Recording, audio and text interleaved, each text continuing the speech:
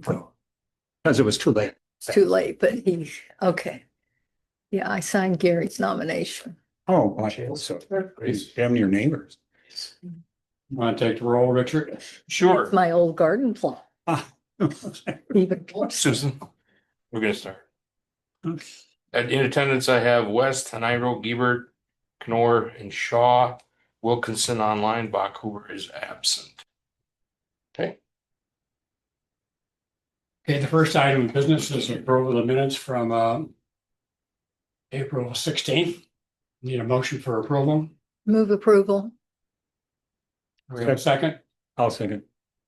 All in favor of approval? I Opposed? Minutes are approved.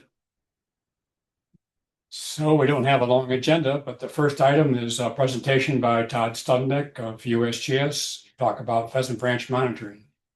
So Todd, turn it over to you. Wow, that was fast. Yeah. We were 1 minute into the meeting. I didn't have any time to mentally prepare for this, but thanks, Warren.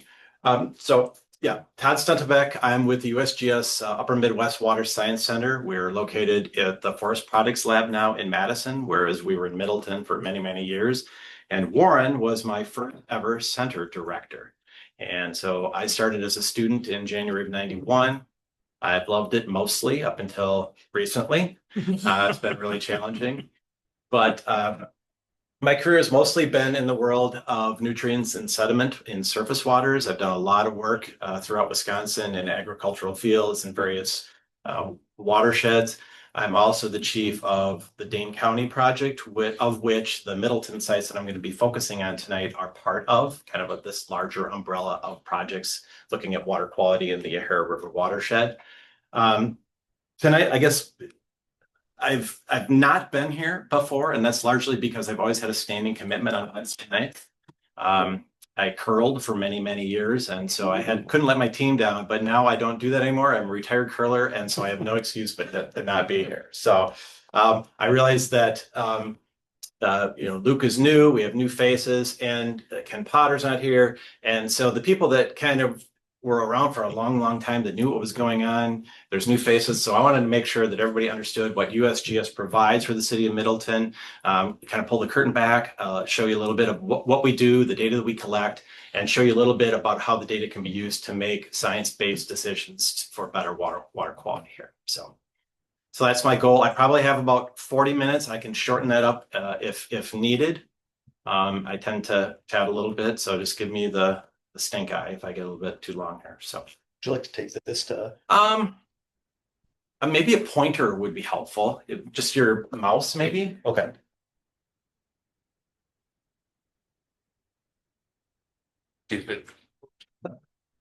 Okay, so the first thing I want to do is to introduce you to a longtime gauge here. This is Pheasant Branch Creek at Parmenter Street.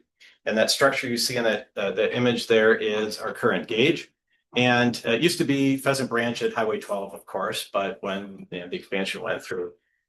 So we've had a daily flow there dating back to water year 1975, so 50 years of data. It's pretty incredible, the commitment that's been made to this location.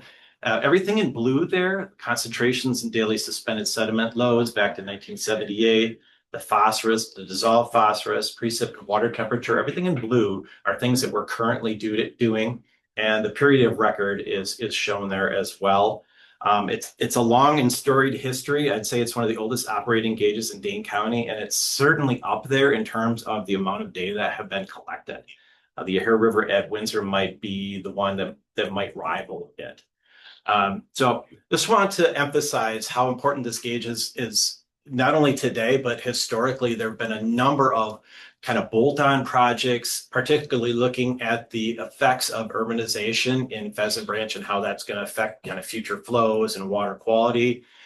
So I think the data have been extremely useful. There have been a number of publications over the years generated to make sure that good decisions are being made with management. This is kind of an old-timey picture of what the gauge used to look like. And when Warren retired from the USGS in 2003, we put this plaque together here. So that is Warren's gauge, and that plaque still remains on the current gauge that's there, commemorating his long dedicated service to the USGS. And here's this, I don't know if the gauge used to look like that back in the days, but the graininess of that photo tells me that was from a while ago there.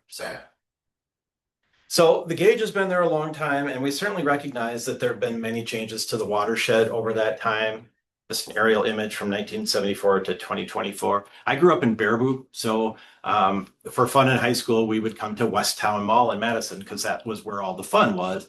And the only way you knew you were getting close to Madison, not being super familiar with the area, was seeing Holy Name Seminary up on the hill because it was farm fields all the way, to West Town Mall. Now, of course, the urbanization has changed, the landscape, particularly in the South Fork there. But I think just acknowledge that it's not just the land use that has changed over time. There's lots of other things that have changed. Climate in the North Fork here, the way that producers farm has changed. So everything is dynamic, and it doesn't stay static, and that's why it's important to have monitoring data to kind of keep up with those changes and how they affect our water quality. In 2011, we added 2 monitoring locations. So here's our Parmenter Street gauge. And then we added a monitoring station by the airport here on Airport Road, and another one here just north of Highway 14 near Which, I think, Costco area in here. And the purpose of adding those gauges in 2011 was to try to evaluate the effects of the confluence pond here that was built in the early 2000s to trap phosphorus in sediment. And I'll be talking about some of the results of that later. So those gauges are over here on the western side of the Ohio River watershed, and that's what we're showing right here. And I just wanted to zoom out a little bit and let you guys just know that this is part of a larger collaborative effort with a lot of different partners paying for different pieces and for different reasons. But one of the primary reasons is the water quality in the Madison area. And so many of those gauges on there are designed to evaluate long-term impacts of the land use change on water quality. The purple ones here, we have stream flow at them and high intensity water quality sampling. I'll explain what that is in just a second. The red dots here are the same thing, but we have to do a little bit fancier way of computing discharge or flow because there's backwater effects from Lake Mendota. We have monitoring way down here at Fulton. That's basically at the mouth of the Ohio River where it drops into the Rock River. And then we have these kind of Green Bay pepper colors here. These represent lake stage monitoring and stream flow locations that Dane County uses to set the gate settings on the dam, the locks in the dams, to maintain the lake levels where they really need to be. So there's a whole bunch of stuff going on out there. And this is not inclusive of a number of other projects that are going on in the Madison and greater Dane County area. So I'm just going to focus in on kind of this big picture stuff here. So I always chuckle at the word data because everybody wants to see the data. They want to know what the data is, but it's a small world, but it has wide-ranging implications. The data can range from annual to monthly to sub-daily. There's just so many different machinations of the data, but you guys should know that all of the data are available online and at your fingertips.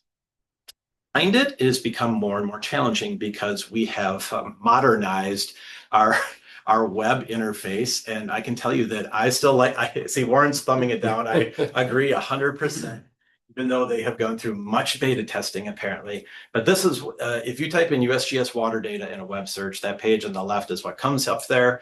All the different colors represent the current stream flow conditions throughout the US. The blue and the dark black colors represent where it's kind of flooding or above average flow. The green is kind of normal, and the reds and browns are below average flow. And if you click on Wisconsin, you will come over to this page. And if you dig down even further, you can find what you're looking for.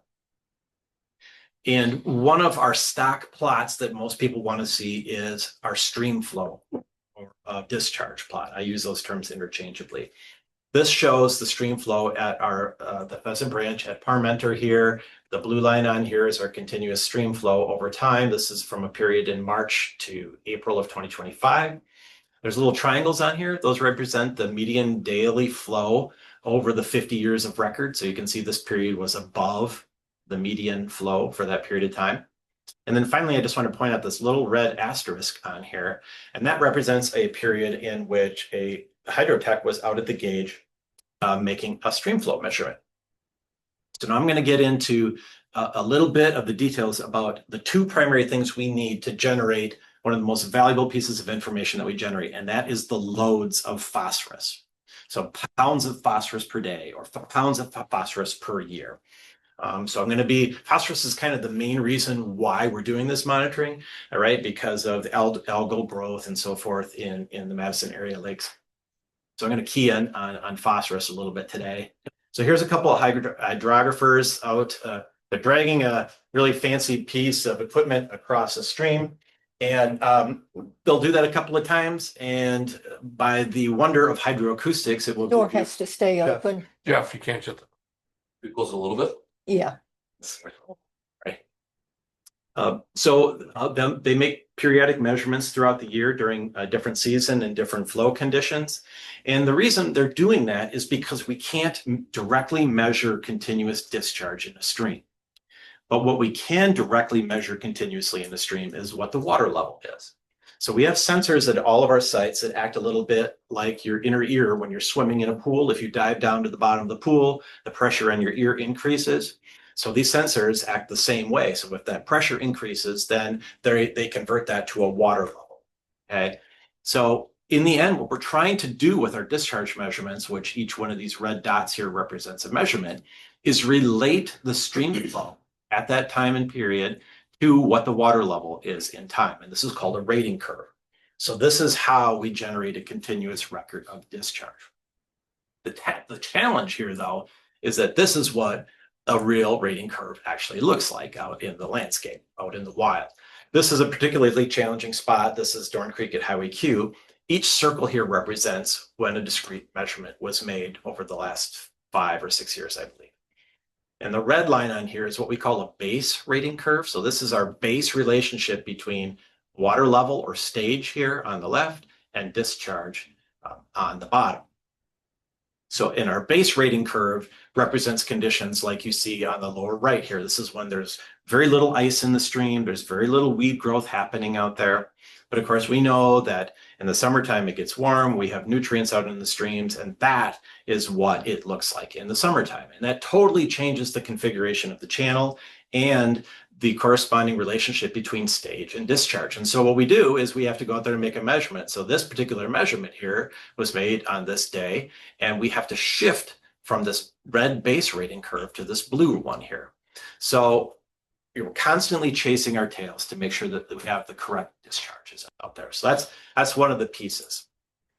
The second piece we need besides discharge is obviously phosphorus concentrations of the water in the stream. Now, back in the 70s, when folks started doing this, I'm sure some of you know Dick Lathrop. He's been around for many, many years. When he was a grad student at UW, he used to go around and do this by himself, by hand. And I can tell you, having personal experience doing it myself, that's not a great way to do things because runoff happens a lot on the weekends and at nights and on holidays and when you're busy.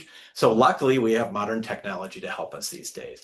And we have an automated refrigerated sampler right here in all of our gauges that does all the work for us. And so this plot right here shows a storm back in 2012, actually a couple of storm events. The red dots on here represent when samples were taken. So we go out there after the storms, we scoop up all the samples, we bring them back to our laboratory, we take pictures of them, and we decide which ones are the best representations of the variation in concentration throughout the storm. For small storms, we might submit 3 to 5 samples per event. For medium ones, maybe 5 to 8, and for very large runoff events, maybe 8 to 12 samples. And we process those samples, we put them into laboratory containers, and we take them to 2 different laboratories depending upon who's doing the analysis. Some go to the State Lab of Hygiene and some go to Madison Metropolitan Sewage District. You blew through that, but the selection of what samples you use is subjective.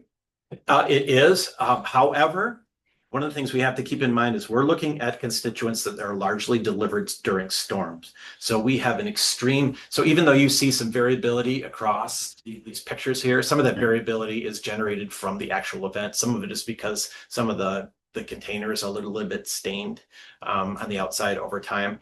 We emphasize most of that load is delivered during higher flow periods. So we have a high bias for sampling or collecting samples and submitting samples that are towards the peak of the event when there's most of the flow. All right. Yeah. So we do discrete sampling, not composite. Correct. You could composite it. Can't do composite sampling because at any point in time, we don't really know what the discharge is. We would at Parmenter because it has a pretty solid rating, but for most of our other streams, it's just, you know, how we could go from a 1 foot shift 1 week to a 2.5 foot shift the next week. So So for bigger streams, compositing would be a cheaper way of doing it. only if it had a solid stage discharge relationship. Yep, exactly. And so for the Middleton area streams, the 3 sites there, we analyzed for 3 constituents: total phosphorus, orthophosphorus, which is a form of dissolved phosphorus, and suspended sediment. And each of those analytes is about $35. So we're looking at about $100 per sample submitted. On average, we submit around 100 samples per year on an average year. Drier years is less, wetter years can be more.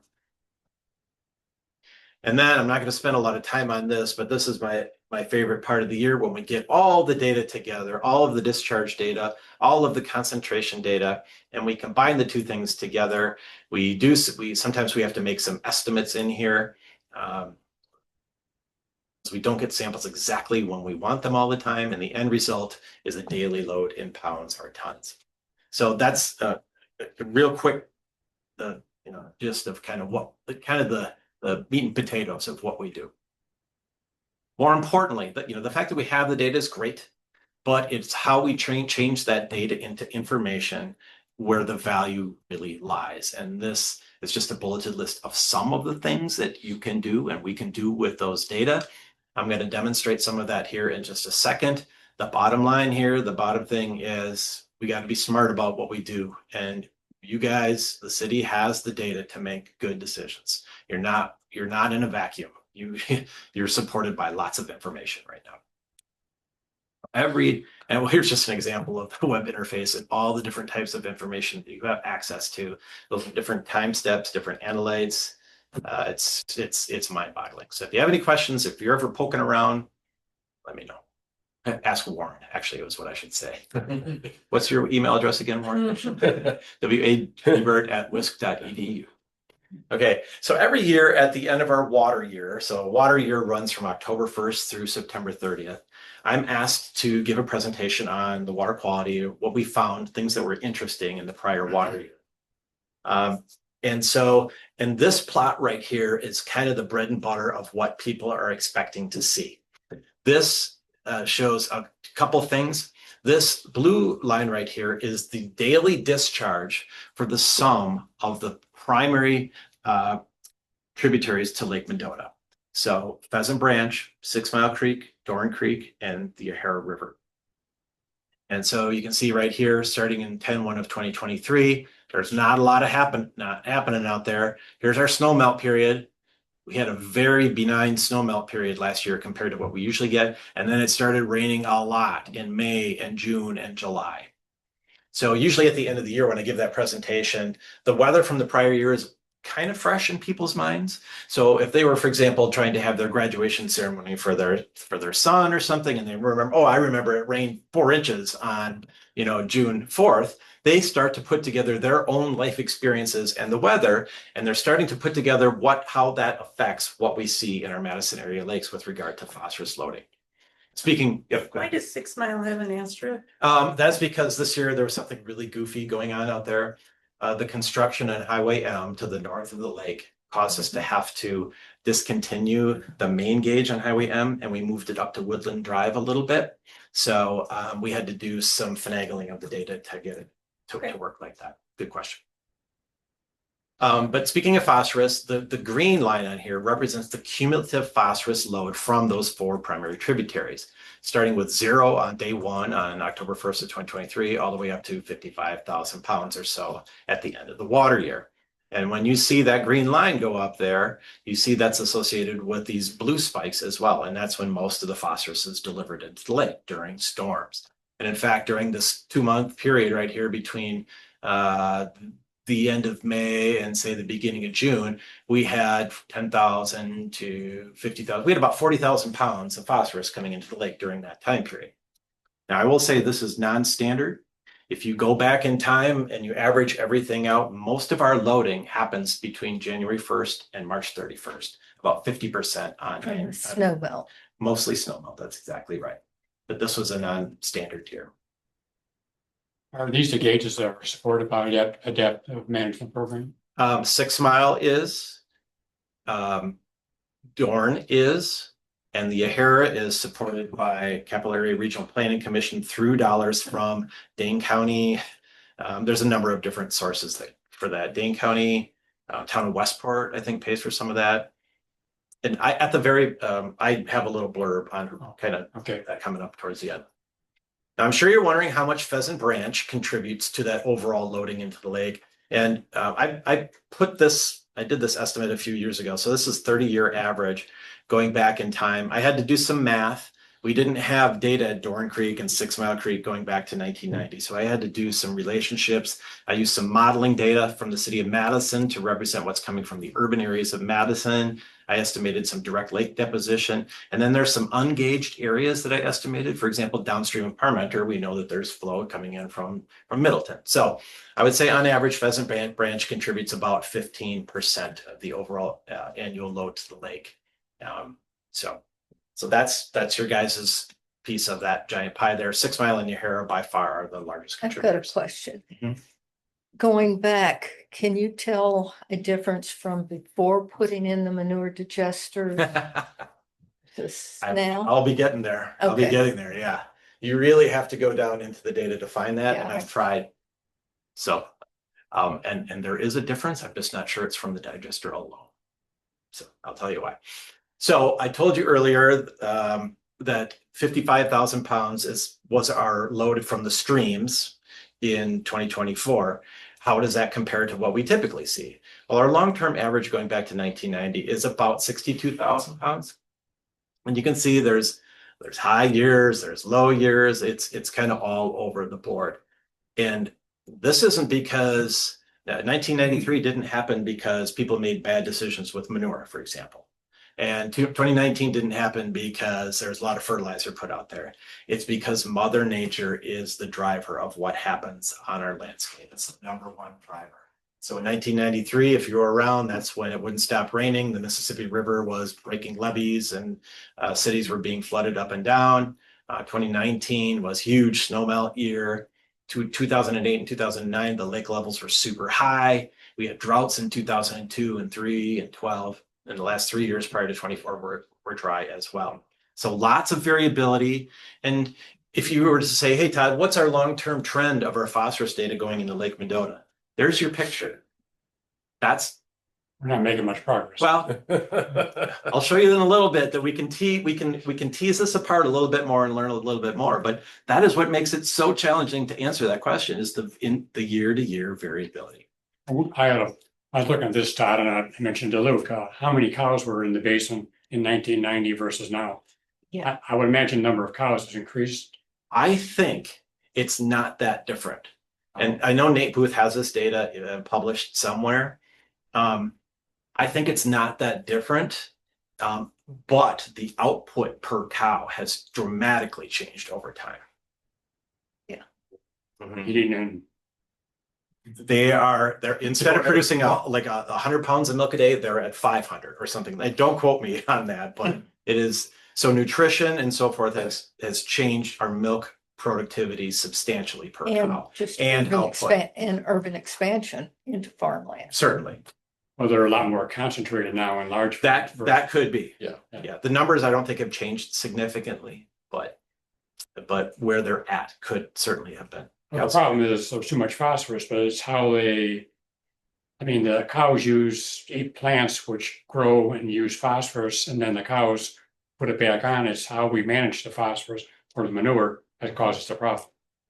That's part of the problem, and why there's a digester out there right now. Yeah.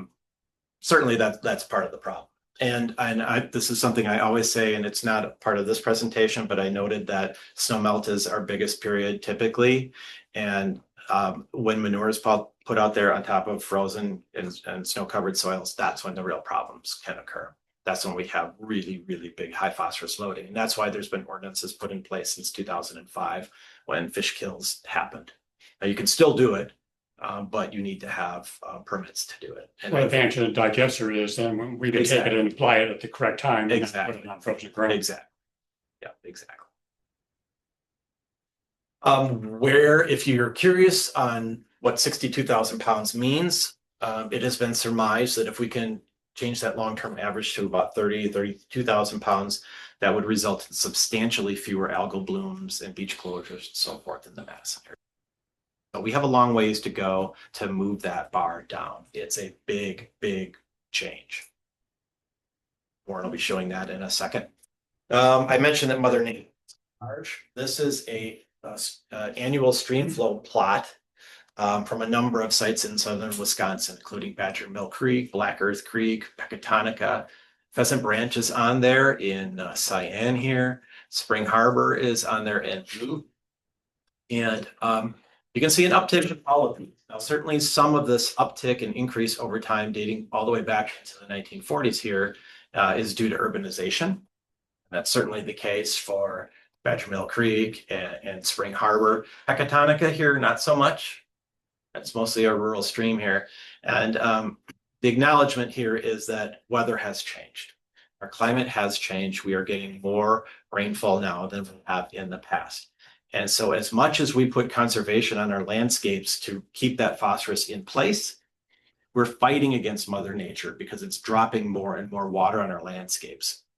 So what I tell people is, even though we've made a lot of progress, we're kind of treading water, maybe. We're kind of on the treadmill. If we hadn't spent a lot of money on conservation, we'd be in a lot worse shape than we are right now, without a doubt. But people want to see great improvements for all the dollars that are being spent out there. But there's a reason, there's several reasons, one of which is we're fighting against the weather here. Now, I did this fun little exercise. So this is flow normalized phosphorus loads in Pheasant Branch Creek dating back to the 1970s. Now, in the early days, prior to 1993, we didn't have that many samples. So we didn't have enough samples to really accurately compute loads. But we do have enough samples during that time period to do this analysis that I did. So I mentioned that increasing flow is a challenge, and the variability of flow from year to year makes it difficult to see trends. This is analysis that normalizes all that flow. It removes all of that noise and allows us to see the signal more clearly. So here we are now in these days, we're averaging roughly 5,000 pounds per year. But you can see back in the day, it was a totally different story. So what was happening during here, obviously farming is one of the things going on here, but the other thing is there was tremendous amount of development, particularly in the South Fork. So, but that demonstrates that we've really come a long way. And we don't have data anywhere that I'm aware of that shows that huge drop like that as much as it does for pheasants. Here is a shorter term flow normalized phosphorus trend. This is only going from 2012 through 2024. This is at the main gauge right here for the annual data. But on the right here, this is a four-part plot looking at winter, spring, summer, and fall. You can see the scales on the y-axis here are the same for all of the plots. So you can see the summer here has the highest loading.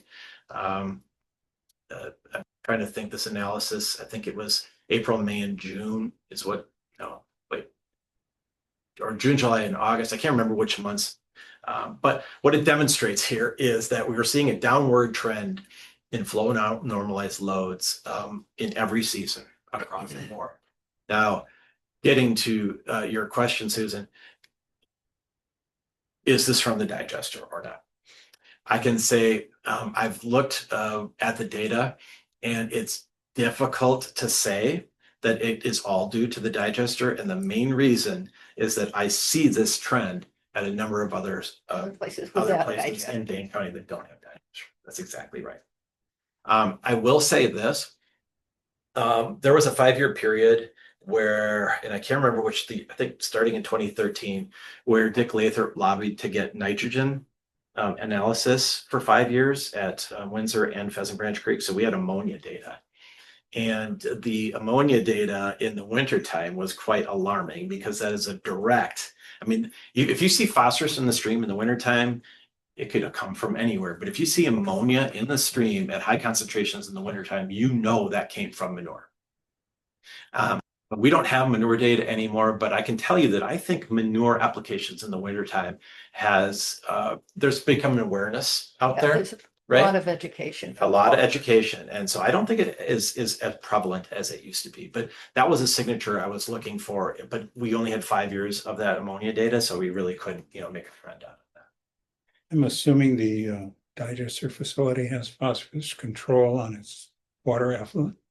Yeah, right now. So now they have tertiary treatment where it's all of the phosphorus is removed from the water, Okay. and it's exported from the watershed. Yeah, I was just, that was my question. Yeah, Yeah. that's different though than the Yeah, 1P that wouldn't- digester. It wouldn't show up here either, but yeah, well, it might, but So not this isn't usually. these specific data for Parmenter are not the best data to use to analyze. The best data to use would be from the North Fork, right? Because then we take out the South Fork noise or whatever. And Yeah. I've done that analysis in one. So Todd, if we collect the nitrogen data, but if the phosphorus levels get low enough, for Lake Mendota is phosphorus limited, could it switch to nitrogen limited? I can't really speak to that. I thought it was real close to being switching to nitrogen. Maybe during certain times of the year. And I don't think so much Mendota as it is the lower lakes, I think, is what I had heard, that nitrogen might be starting to become the limiting nutrient.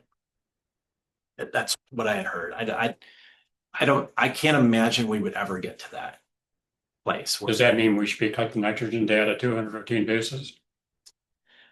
I can tell you this, I've heard that, so all of the flow from the Pheasant Branch Creek goes into where? Gulf of Mexico.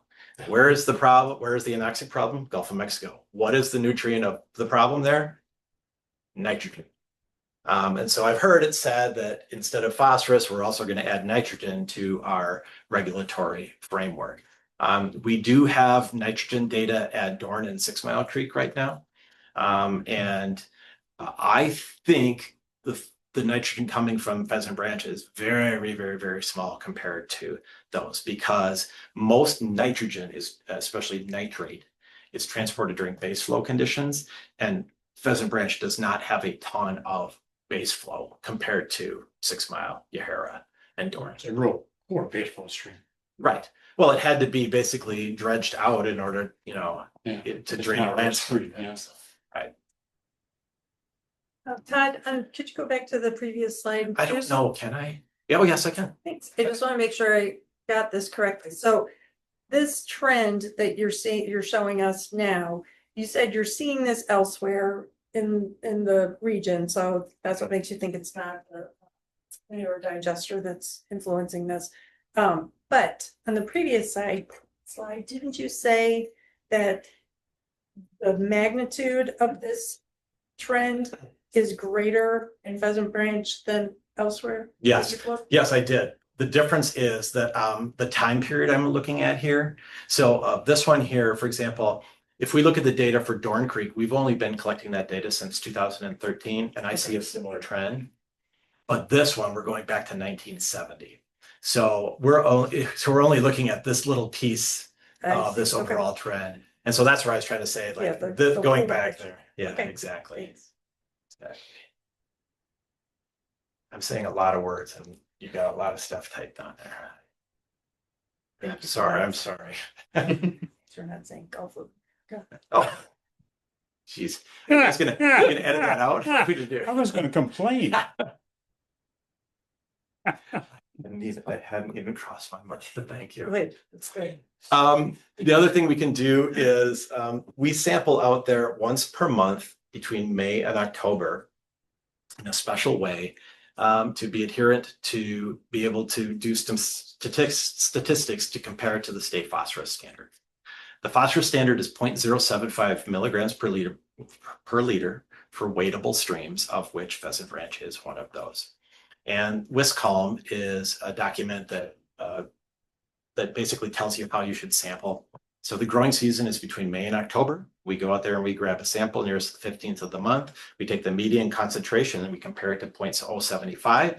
And you can see, and there's a bunch of different circles on here. Just pay no attention to anything other than blue. The blue circles are the most adherent to the WISCOM guidelines. But you can see that we're above our 0.075. Now, every stream in Dane County looks like this. Some are worse, some are a little bit better, but almost everybody is not in compliance with the phosphorus standard, at least in the near Madison area. There might be some really clear streams out. Black Earth Creek is above this. You know, you think of that as being, you know, pristine and stuff. It's above 0.075 for the most part. So does this mean we have bad water quality? Not necessarily, but the reason I'm showing you this is because Madison Metropolitan Sewage District is very interested in this data because it's part of their licensing for their their permitting for their adaptive management that's going on. And you guys are paying Madison Metropolitan Sewage District for the Yahara Winds program to put conservation practices in the landscape and ultimately reduce those blue circles down below that 0.075 line. That always bothered me, the state standard for sampling base flow when the loads come during overland flow. So I mean. La la la la la la. I 100% agree, Warren. I've had this conversation with them a billion times. However, the argument is this is a long game here, and that over time we will reach an equilibrium in which we will see these base flow concentrations. If you got a lot of time. But you also have to realize that standard, you know, sewage treatment plants throughout Wisconsin, from tiny little communities up to great big ones, have to adhere to this. And there's no way they can afford fancy types of monitoring, you know, for the most part. So, like reported to you. Okay, we're getting towards the end here. This is kind of, I think, something that most people are really interested to hear. This is the trapping efficiency of the confluence pond. I could talk about these data for at least an hour. I have a couple of documents written up that give great detail on how I did the computations, but I'm going to try to spare you all that tonight and just stick with the highlights. Huh? All right, that's it. Executive summary. We like to. You wouldn't be the first person snoring through my presentation. First thing we need to recognize is here's Parmenter, here's the North Fork, here's the South Fork. There's a significant amount of flow that happens that we don't directly measure. In fact, of the flow we measure at Parmenter gauge, 33% is not directly measured at the North or the South Fork gauge. So what we have to do is attribute that unmeasured flow to a land use and a source. Herb Garn, I'm sure most of you know Herb. He's been around for a while, friends of Pheasant Branch and so forth. He went out there and did some ground truthing, these areas in red here. He also looked at sewer sheds, so stormwater runoff to see where stuff was going. And he came up with these 4 subbasins here. These are in square miles, by the way. And it's important to note that this particular subwatershed here actually drains into Pheasant Branch below the confluence pond. So I didn't realize that in the early years. So my new computations take that into effect. None of the phosphorus from this area here gets into the confluence pond. So you can't keep it in the computations, but you got to account for it.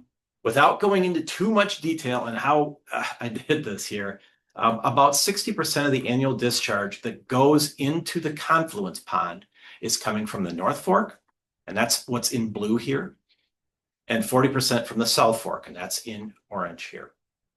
The dark portions here are what we are directly measuring at our stations. The lighter colored are what I estimated.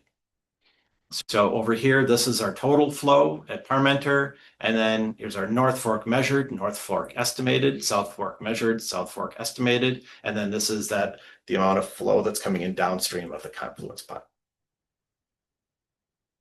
So now that we know where the water comes from, we have to basically apportion the phosphorus load, and we can't just do a subtraction like we did with the water, because we know the water is a continuous thing, right? All of the water that comes through off the landscape comes through the confluence pond and goes down to Parmenter, whereas particles like particulate phosphorus and sediment, some of that becomes trapped. So we can't just do a straight up subtraction there. Through a lot of machinations and doing the best I could, roughly 82% of that phosphorus load is coming from the North Fork of Pheasant Branch. The remainder is coming from the South Fork here. This is what we've directly measured at the airport road gauge. And these lighter blue colors here are what I've estimated. And this is what that plot looks like. So this is what is measured from the North Fork, estimated from the North Fork, South Fork. This is downstream. And then the math is basically this plus this minus this minus this equals that. And this right here is what you should focus on. That is the trapped phosphorus load. So on average, between 2012 and 2024, we trapped about 3,300 pounds per year, or about 30% of that phosphorus that's coming into the confluence pond. Okay. That's very close to your number, Warren, right? You're like at 28%. Yeah, So we came at it from slightly different angles and we still landed on the same numbers. So it just shows I had a really good teacher. Right? yeah, I'm still using what Garen came up with back in for the 2012 report we did. Yeah, something different. Now, over time, so this is the percent total phosphorus trapped over time per year. 2012, 2014 was an odd year. I'm not sure why the trapping was so low computationally that year. One of the things I do not see in here, and I know one of the things that the city would really like to see, is a great increase in the trapping efficiency after the dredging occurred in 2016. That sound right, Warren? Yeah, Okay, I don't see it. But part of the reason is that there's clearly a relationship between how much flow is happening in a given year and what that trapping efficiency is. And it makes sense. The wetter years, you have more flow, you have higher velocities coming through that confluence pond, and therefore the particles have less opportunity to settle out. So during dry years, you might have as much as 45, almost 50% trapping efficiency of phosphorus, but in wet years, it's dropping to perhaps 20% or so. Overall, we're looking at about 30. did you include the 2018 large storm in August or not? Yes. Yep, that's included in the 18 data. I can tell you in 2018, full disclosure, we had to make a lot of guessing. It blew, I mean, we had to estimate what the peak stream flow was because our ratings didn't go nearly that high. I have a picture here later that shows the damage that happened to one of our gauges. So we did the best we could, and I think we did pretty good.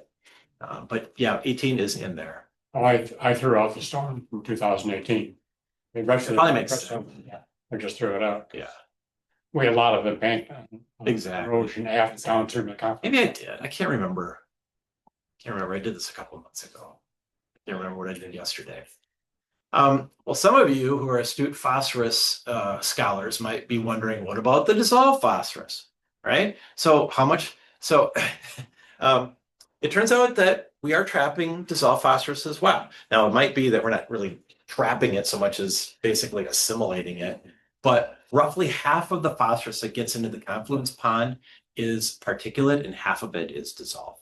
So if you have something that's designed to trap stuff, trap particles, even at 100% efficiency, you might only be getting half of the phosphorus. So we got to keep that in mind too. But the lighter color here, lighter colors represent the dissolved component. Anything that has a little hatching through it is the particulate. And so overall here's this plot, by the way, is exactly the same as this plot right here. Same scales, same everything. I've just kind of added some more information in here, split it up into dissolved and particulate. So this is still 3,300 pounds right here, but you can see that about 60% of that 3,300 pounds is particulate, about 40% is dissolved. Sediment, we're trapping about 55% a year, or about 700 tons per year. Oh, I did exclude 2018 on this. The other interesting piece of information that has jumped out for me historically is comparing different streams across the Yahara River Basin. In this case, what I did is I took the average phosphorus load from 2013 to 2024 and divided it by the average amount of discharge in that year. So this is basically a phosphorus to runoff ratio. Basically, how much phosphorus is in each piece of flow out there. And here's the Yahara River Windsor. Most of the sites are between 1 to 2 pounds per CFS day. The units of discharge is not important here. What is important is that Airport Road has always stood out in my mind as a particularly hot spot in Dane County. So that's something to be aware of. And again, a great place to put a digester because there is no doubt that agriculture and specifically livestock agriculture in the North Fork is driving some of that. The concentrations, and also have to keep in mind even though the phosphorus might not be going on the landscape in as great amounts, or it's maybe being dosed out there at time periods where it's less prone to runoff, you have to remember the soil test phosphorus is important out there. I have not seen the numbers of soil test phosphorus out there, but I'm sure they're pretty impressive based on the long-term history of the livestock operations in that area. The one that's interesting slide with one problem you might have with analysis is it's a base flow stream. Yep. Like the average base flow is like 8 inches around here, around like Cliff Creek is like 10 through a river. And There's no doubt. This is 2 inches. What I should have done is done this analysis and removed the base flow and just look at the stormwater road. Yeah, because there's no base flow, so the overall flow is a lot less, which makes concentration look around there. Next time you guys see this slide, it will be corrected for that. But you're absolutely right, Warren. Not finally. I mentioned there's a lot of publications. There's some old timey ones here back in the day because they don't have fancy colors in them or pictures or anything. Those are mostly looking at the effects of urbanization. Warren wrote a report back in 2012 looking at the effects of Middleton stormwater management practices, especially in the South Fork. I had this report come out last year. If you're interested in understanding, we basically did a synoptic snapshot looking at potential impacts of the airport on water quality, looking at specifically perchlorate metals, organic compounds, and lead isotopes. So basically leaded aviation fuel and the fireworks were the two main things we were looking at there. This report, I always love this cover here. This shows the simulation of the recharge area for Frederick Springs. So I know that's a highly valued resource for the city here. Warren wrote a nice piece here for Stormwater Magazine a couple of years ago. So lots of great information. Just wanted to throw up a few slides here showing the flooding from 2018. This bank right here has all of our cabling and everything coming down here. Well, that just got absolutely blown out in 2018. It was a magnificent storm. This shows that the intensity of the rainfall, about 11 inches in 12 hours, was more than the 1,000-year anticipated rainfall, statistically speaking.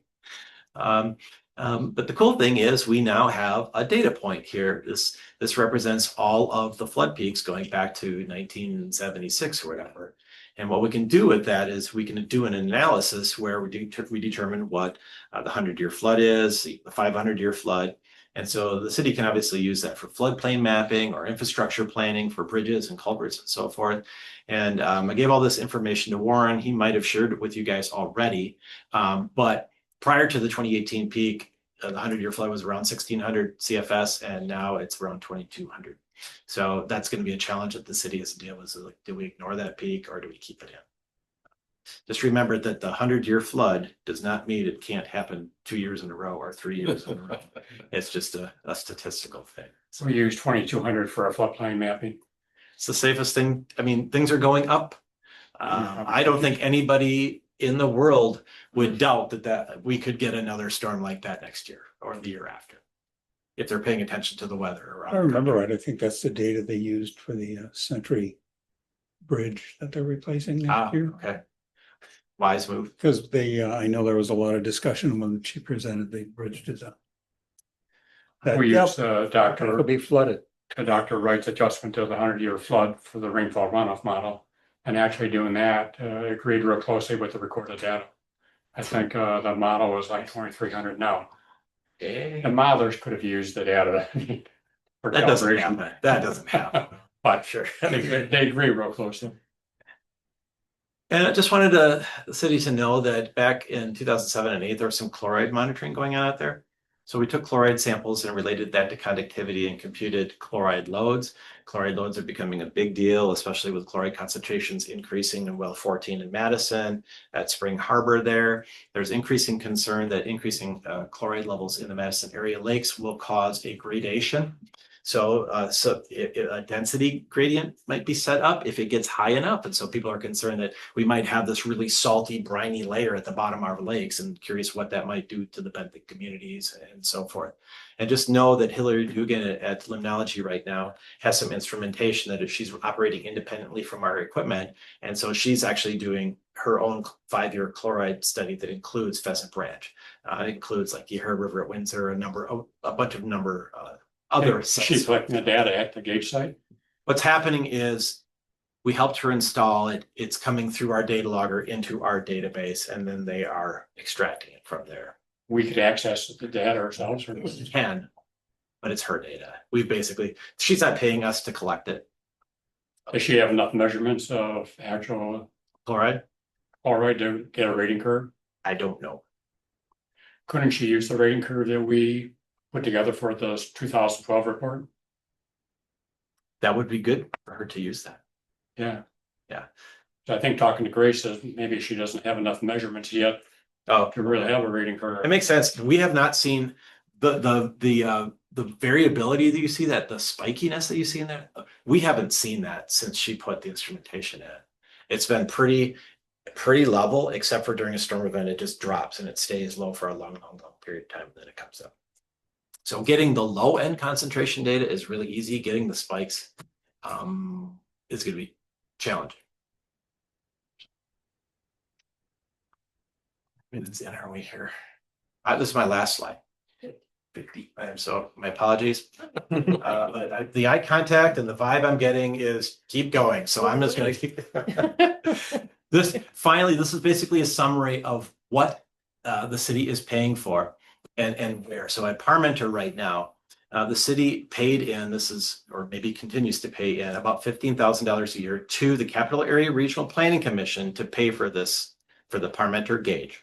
Dane County kicks in about $3,000, and USGS is matching it with about 15,000 of our matching dollars. And sample analysis, this is an important piece here.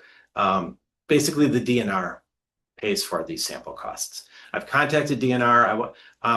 This agreement, by the way, the 5-year agreement with CARPC expires at the end of this year. So I've been in very, very recent talks with them. So do not be surprised if they approach you saying, hey, here's our new estimates for the next 5-year contract if you want us to keep going at Parmenter. And I might be part of the dog and pony show to go to each of the entities and talk about the value of the data and what you get for what you pay for. And the North and the South Fork, that is paid directly through an agreement with USGS and the city of Middleton. Right now we're at 35 and about 10,000 USGS. We made a really important, significant change last year in that internally in our center, we could no longer exempt certain bureau overhead from our sample analysis costs. So it became much more cost efficient for the entities to pay for the samples themselves. And so thank you very much. And so I think we've been pretty low on samples this year. There hasn't been a ton of runoff, but I told the city last year to expect between 15 and 20K per year or so in sample analysis costs for the North and South Fork based on the sampling schedules that we have in place right now. And you should know that the monitoring that we do throughout Dane County for generation of loads and discharge like this typically costs between 20 and 30 per year for operation and maintenance plus sample costs. So it's somewhat dependent upon the site and what the objectives are for the individual entities, but that's kind of our goal. Okay, I said a lot of data, a lot of things. I hope it was useful. I'm sure you have a lot of questions. I'm sure I said a lot of things that you forgot. My email address is easily accessible. So if you have any questions, feel free to ping me and I can answer it the best I can. If you wanted to do a little field trip to visit a site and see kind of what we do there, we'd be happy to share that as well. Thanks, Todd. You bet. Good job. You want to take that over? I'm going to take my thumb drive before I forget.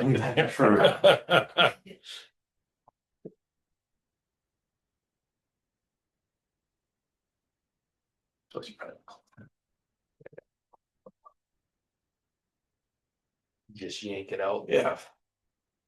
Yeah, does anybody actually eject thumb drives anymore? I don't.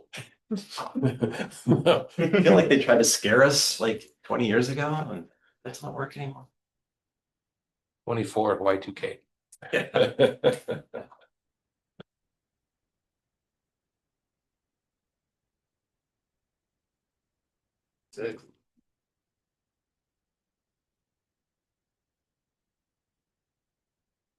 Well, I don't know if you're ready for another discussion on Pheasant Branch or not.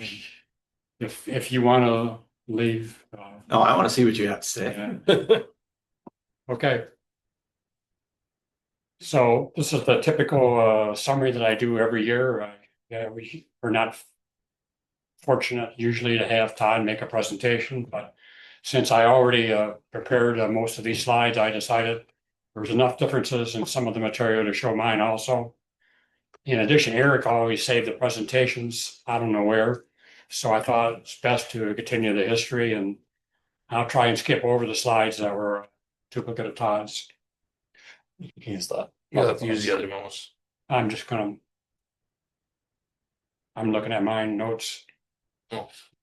Can you just click this one? Yeah. So. Next one is a map, just like Todd showed. This map shows the three gauging stations and the drainage basin outline of Middleton boundaries. Interesting to see that most of the runoff that occurs in Middleton is from outside the city boundaries, where we have little control. Map also shows the amount of urbanization on the North Fork, which is close to zero, and the highly urbanized South Fork, which is about 80 or 90%. It's important to note that there's a possibility or good probability that the South Fork will continue to develop in the future, which could cause an increase in flood peaks and volume of runoff.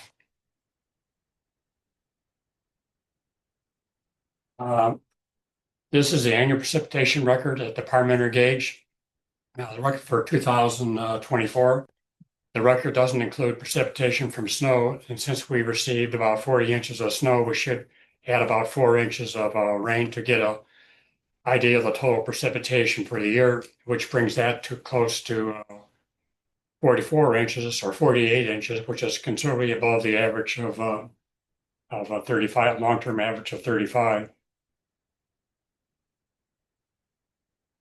This is a slide shows the increasing trend in annual precipitation recorded at the Madison at the airport. The increasing trend has been attributed to climate change, so the trend will continue, as we should take that into account for planning purposes as best as possible. When we first started, the average precipitation for 30 years was like 32 inches, and now we're up to 35, and some people say 37 is the long-term average. This slide shows the recorded daily stream flow recorded at the Palmer Street gauging station. As shown, there was a lot of runoff during 2024 during the year, and the four largest flood peaks were between the 2 and 5 year recurrence interval. The 2-year flood is 327 CFS, and the 5 years is 640. By the way, there's some noise in that. You can see some noise in there and some gaps in there as well. So this is all preliminary data, which is by this point, this should be all cleaned up and finalized, and it won't be marked as provisional anymore. So it should be a lot Cleaner being, okay. no gaps, and we had some Oh. issues in the fall with some of our monitor equipment. I ignored those. So this slide shows the annual peak discharge recorded at the Palmer Street gauge since it was operation in 1975, and shows the increasing trend in flood peaks. The dates of construction of the South Pond and Confluence Pond are shown in 1992 for the South Pond and 2002 for the Confluence Pond. And even though both the South Pond and Confluence Pond have reduced flood peaks, the reduction was not large enough to change the increasing trend in flood peaks due to climate change.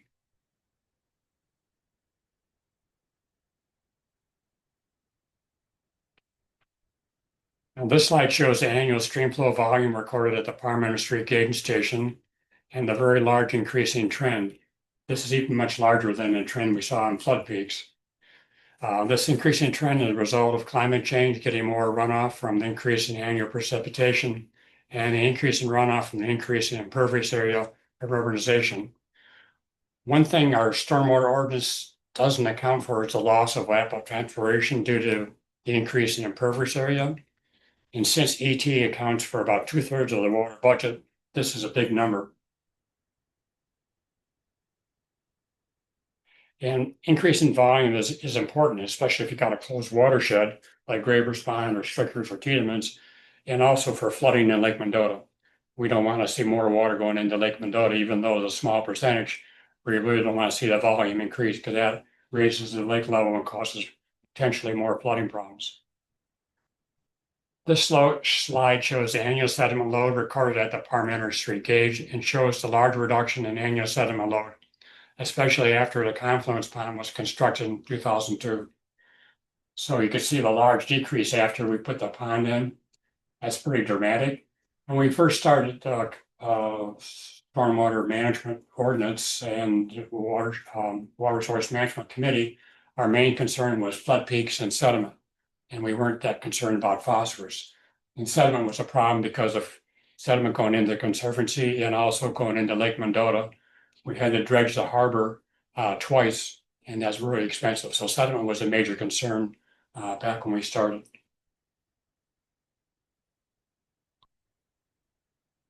And this slide is a comparison, like Todd shown, that stream flow is increasing at this, the volume of runoff is increasing, and the sediment is decreasing. And normally you would expect as the volume of flow increases, sediment should also increase. And we got the opposite trend, which really shows how effective we've been. Even in spite of increasing runoff, we have a decreasing trend in sediment. This is a similar, this slide shows annual phosphorus load at the Parmenter gauge and shows the decreasing trend in phosphorus loads. And the confluence pond, as Todd said, doesn't trap as much phosphorus as it does sediment. So the 10 watts decreasing isn't as steep as the sediment loads. And we started in 1993, so we don't have that long-term look from 1975 to 93.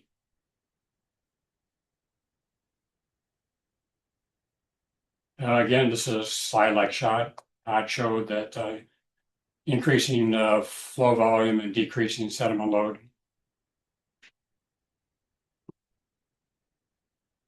I don't know if you showed this one or not, Todd, but we've shown this one all along. That this slide shows the decrease in phosphorus concentrations and the increase in stream flow volume is similar to the one that you showed. And I've shown this one for a long time, and while the concentrations are going, the volume of runoff is increasing, but isn't there some dilution taking part in that too? When you do that, because you divide the loads by. It's certainly possible, but if you normalize for stream flow, that shouldn't be an issue. Like if you're taking the load divided by the discharge for every year.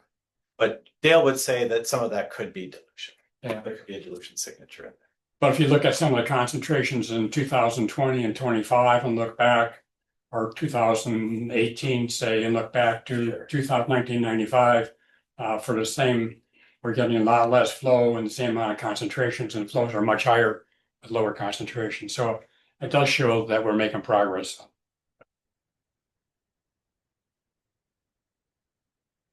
This slide shows annual stream flow recorded at the North Fork and South Fork gauging stations.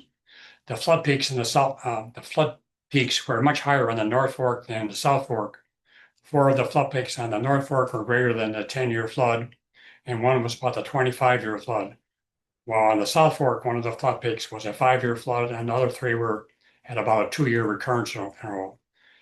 This shows the effectiveness of the South Pond in reducing flood peaks.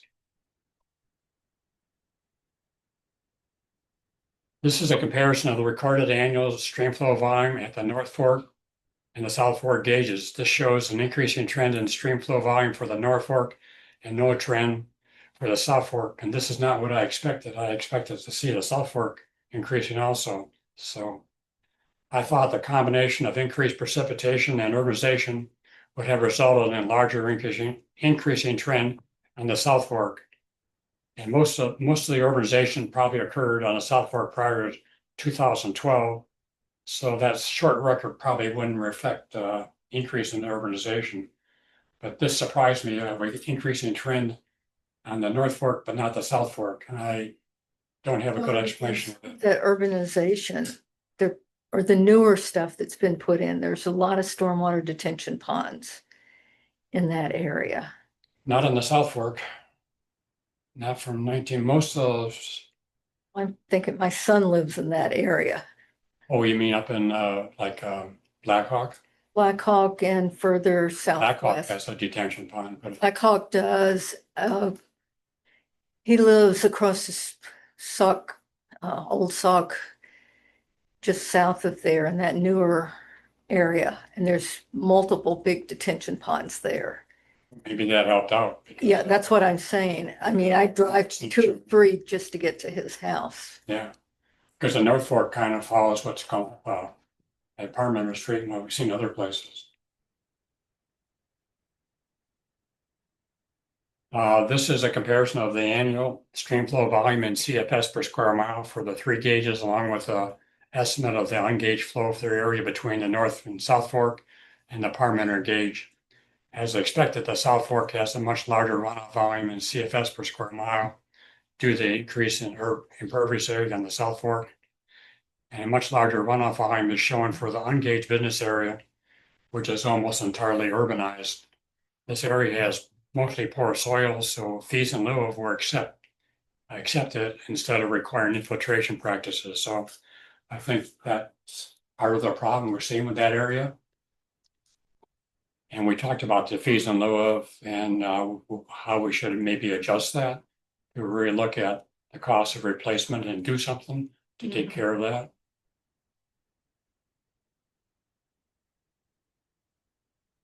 This is a comparison of annual flood peaks of the North Fork and South Fork. For this relatively short record, there isn't much of a trend on the North Fork, but there does appear to be a decreasing trend on the South Fork due to the South Pine.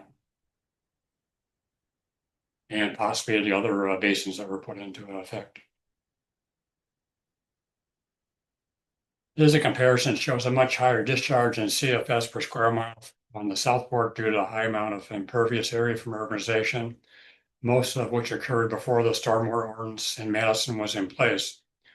Greenway Center also was not required to meet the stormwater ordinance for flood peaks, so that's why we're seeing much higher on the South Fork versus the North Fork. This slide is a comparison of annual sediment loads for the North Fork and South Fork gauges for the period of 2013 to 2024. An increasing trend is shown on the North Fork, while the South Fork has a slightly decreasing trend due to the trapping efficiency of South Pine. The North Fork increase is a result of the increased runoff from the increase in precipitation, again showing the value of the South Pine in trapping sediments as well as reducing flood peaks. This is a similar slide showing the recorded phosphorus loads for the North Fork and South Fork. It shows the same trends as the previous slide for sediment.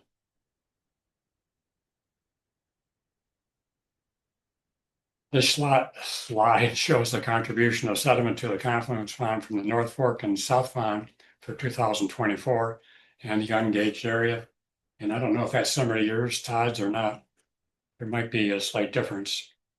As shown, the North Fork contributes 82% of the sediment load and 72% of the phosphorus load.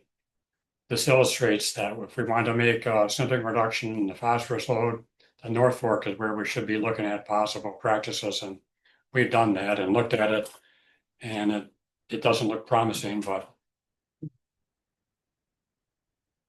And this is a similar slide that Todd had showing the load.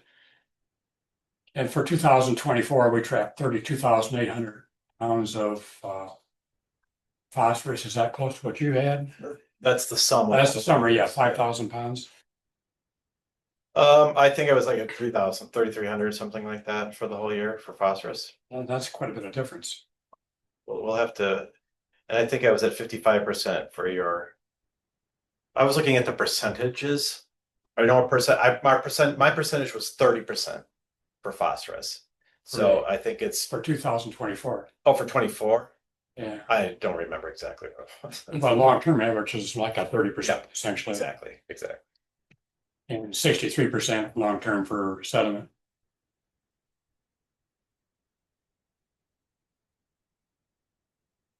For the period of gauging station operation on the North and South Forks, 2013 to 2024, a total of 32,800 pounds of uh, phosphorus was trapped, along with trapping efficiency 30% and 9,800 tons of sediment for a trapping efficiency of 63%.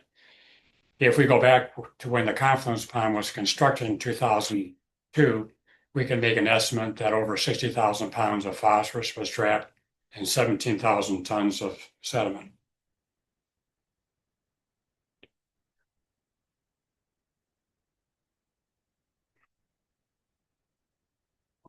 This slide shows amount of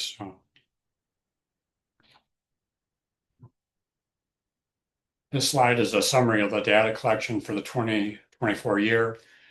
Several items that the summary shows are the North Fork has a much higher flood peaks, as well as sediment and phosphorus loads. Also, the runoff for the ungauged area is much higher, as shown in 565 CFS.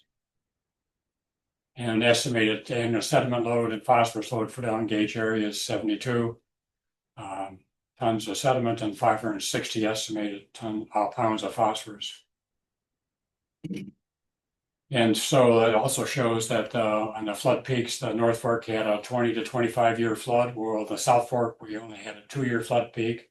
Well, a combination of Pheasant Branch, they resulted in like a 5-year flood peak. So again, illustrates the effect of the confluence pond and south pond for reducing flood peaks.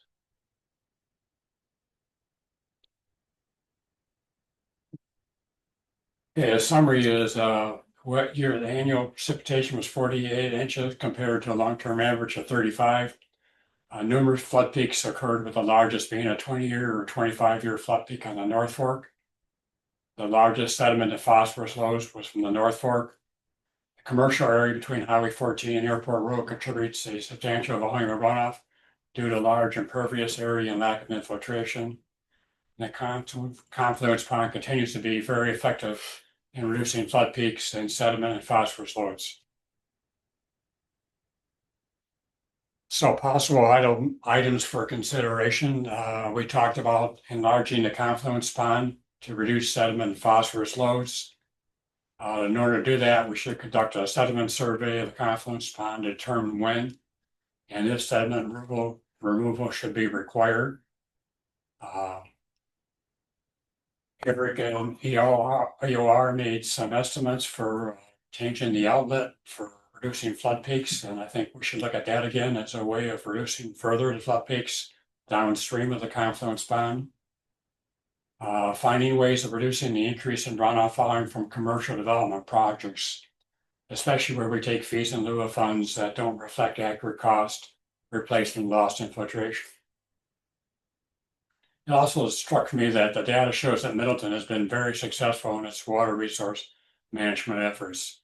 And since Middleton residents approved a significant increase in stormwater utility fees last year, the question is, should we let them know what progress we're achieving due to stormwater management? I think we did a good campaign of asking for more money. Maybe we should do something and tell them, hey, this is where it's going for. We're doing well. And now we're going to keep doing well. And we're going to have to in the future ask for more money. Yeah. And if they know that we're at least doing a good job and why there's a problem, they might be. I'm not sure how to citizens. do that. Send out quarterly bills for water. Can we do an attachment to that, or? That would be a good thing. It needs to be well written so that they'll. I mean, I rarely look at the details of my water bill, but an extra page in that can grab their attention might get them. Plus Should I publicity just and say through the that print. This data won't even relate, people won't relate to it. They No, don't know but what it is. they won't relate to this data, but it can be presented in a way. That's the hard part. Well, Yes, I know. Tons of sediment doesn't resonate, or? I No, think it does. no. I don't care. Yeah, All they know is their bill goes up. Oh, yeah, that's I know good. that, yeah. I'm all in favor of openness and transparency, and, I do a newsletter every month to share this type of information. I'm not sure, and I do think it's a good story to tell. I'm not sure I would link it to the stormwater utility fee increase, because we've just got the increase now, and these data are before that. So I don't want, we run the risk of creating the impression that, oh, wait, we were doing a good job. We didn't need to ask for more money. And that's total, I mean, it's true that we were doing a good job, but we still needed to ask for. The data's very vague. no, but Yeah, some so of the, telling the story is one thing, but linking it to the Right. stormwater utility Well, referendum is another. though, in terms of dredging this influence pond, that was done, didn't come actually out of the utility, but when I put forth the utility proposal, council finally agreed to finally fund dredging the stormwater, the confluence pond. So it's our activities all together that we do have, some of what we've done in the past, even though it might not have come out of the utility, we finally stepped up our spending for stormwater. And was it the utility or was it the property taxes? But what we've done on the confluence pond has made a difference. And Yes. we need to keep doing that. Yes. And that can be explained well. And we were charging $45 or $46 before, so Yeah, we did We did- during this, because of the flood. yeah. Went from 15 to 45. And that passed in the referendum for the flood increase at 75%. So we've got citizens that really, they understand that they and are willing to pay for that. So I think it We are could going be, to have to dredge we don't know for sure, but my guess is we should dredge the confluence pond and probably the south pond. So that Yeah. will come from the utility. yes. And we And will we've- need it to do that. So we can show in the past, this has been very successful. We need to keep doing it. And we might need some additional funds. From not beyond the utility, I don't believe, but Well, I think we probably will. And I mean, if we're going to do anything in terms of increased vegetation that would help in terms of evapotranspiration and infiltration, Yeah. that didn't get budgeted into the stormwater utility to no. get the appropriate plants. So, Well, Well, I think we're getting a little off topic. I was gonna say, Yeah. this is not on the agenda. Yeah. Right. no, so I guess those were some ideas that we threw out. The Friends of Pheasant Branch could put something in their newsletter potentially. Mhm. That might be an easy one to do. yes, And again, I always try to cover the committees I serve on. And so I've had multiple stormwater related articles in my monthly newsletter. and yeah, I'll but make not sure- everybody else does the newsletters. Right, but I'm just saying there's content that can be shared more widely. If the city wants to do that, Brent, our communications person, could take some of the stuff that I've prepared and, put his own stamp on it and send it out to the city. So, but, I'm not protecting my copyright or anything. Maybe the next step is I could take a rough draft of a press release sort of and bring it back to a future meeting for Yeah, discussion. that would be great. I like that. Warren, What's send on it the to me agenda? first. Yeah. Good. We can talk about it. I can send it to me first and Okay. I can do it. I mean, Okay. all my years of teaching, I had to downgrade complicated science. Yes, sir. Do you think that there's a correlation between the reconstructive efforts of the South Fork in Madison slowing down those peak rates? I don't know. I noticed that that detention pond is being built right now, but I think that's just possibly starting. Right, but I think last year they did by North High Point Road by the Dean Clinic, where they reshaped a lot of that. I mean, by group health. Yeah, yeah, yeah, it's right behind, but they're just working on that now, so I don't think. Yeah, but there's some They other. affected this year, I guess it could affect this year's floods, I don't Yeah. know. what- Yeah, I just wonder if that impacted the spike by maybe being a better profile of the Yeah. ditch. I don't know. It's possible. Yeah. Do you have data on when what all the ponds in Madison are and when they were constructed? I don't have Be that. helpful. I don't think we don't have it on hand, probably. You could get it. Get something. Yeah, because I know my son's, the one by his house, which is a big one in that area. That's probably 5 or 6 years old. One thing I didn't mention when Todd showed all the reports that are available. A lot of those are available through the city. I don't know if people know how to find them or not, though. I gotta search real hard to find them. And we got an IT person. Shouldn't there be a better way, just so our homepage to put in a link for a report or stormwater reports or something and go to it without going to Public Works and then engineering and then stormwater? 100%. And then you get to it. There's it's- a lot of different things. Probably wouldn't follow through and do that, so.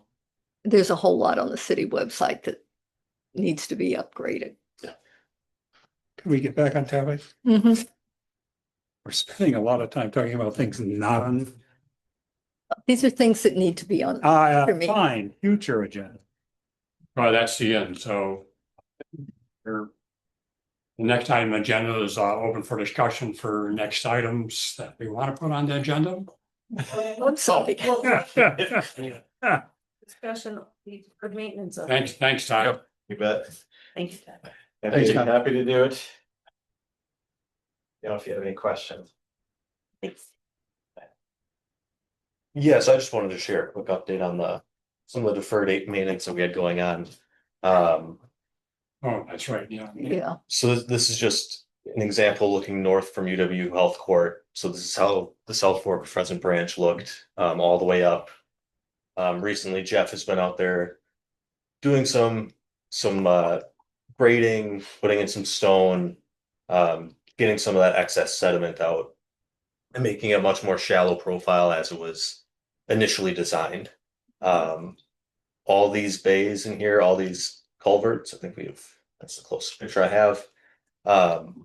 Each had probably about a foot of sediment or so. Oh, built no, 2 feet, and then look on the embankment to the left, you had over 3 feet of sediments built up throughout the floods or high water events. yeah, More over the years, and that right there was over 100 loads just taken out of there.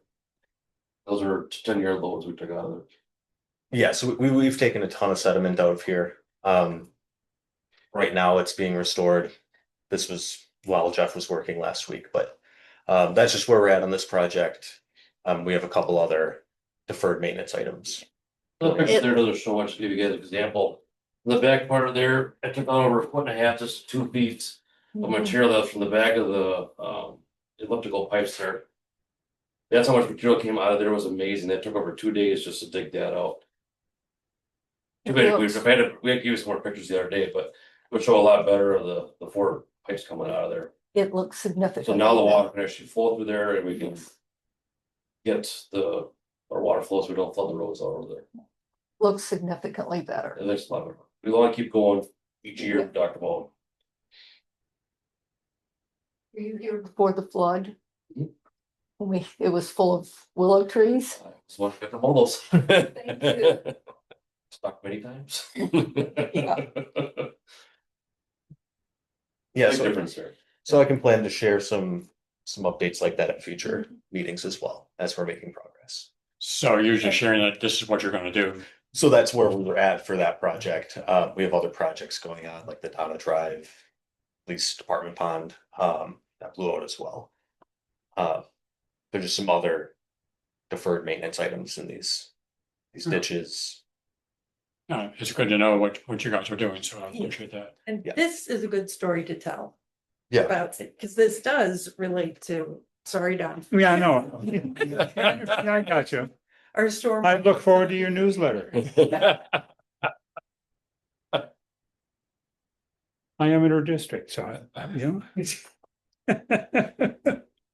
So the next item then is discussion, items for discussion next time. yes. So if we want to look at dredging or getting information on dredging the Confluence Pond and South Pond.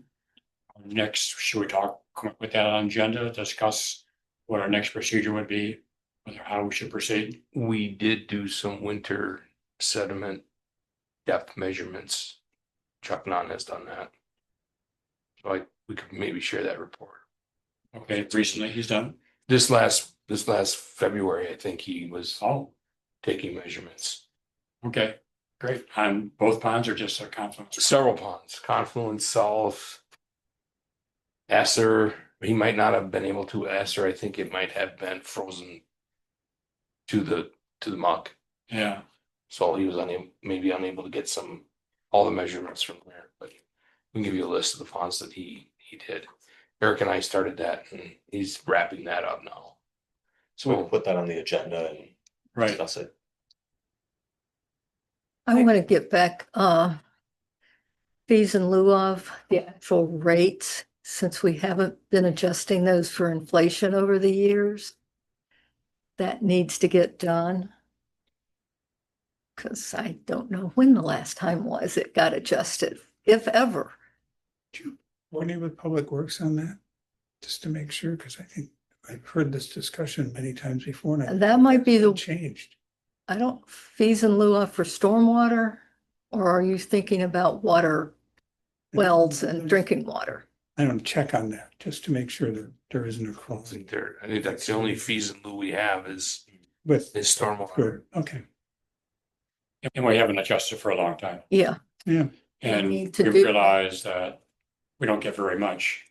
yeah, that's why I'm saying that, is you're Almost. not getting enough to do anything to offset the problems that are, being allowed to be built. Yeah, so I think it's good for discussion.